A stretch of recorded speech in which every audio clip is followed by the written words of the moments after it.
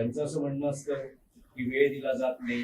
बरं. उद्धव ठाकरेंनी त्याची स्वतःची उत्तरं दिलेली आहेत कालच्या मेळाव्यात. पण ओमराजे यांचंही काल तेच म्हणणं होतं की पुढचं राजकीय अस्तित्व टिकवणं. ओमराजे हा एक भंपक माणूस आहे.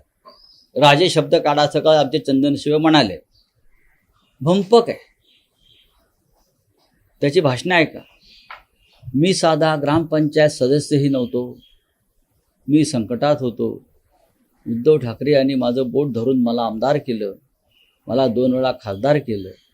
मी त्यांचे ऋण आयुष्यात विसरणार नाही. मी त्यांना माझ्या जीवनभरात कधी सोडणार नाही.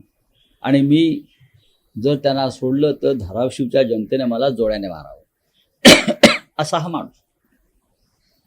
मी स्वतः धाराशिवमध्ये उद्धव ठाकरेंबरोबर त्या प्रचारासाठी 3 दिवस काढलेले आहेत उद्धवजींबरोबर. उद्धवजींनी लोकसभा प्रचारात 94 सभा घेतल्या. बाहेर पडले नाहीत म्हणून घेतल्या का, 94 सभा घेतल्या. लक्षात घ्या. कोणी घेतल्या एवढ्या सभा, कोणासाठी?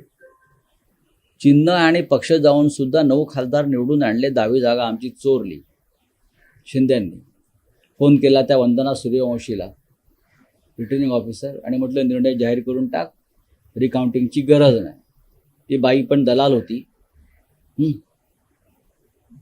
तिने आदेश ऐकला. ती जागा आमची आहे.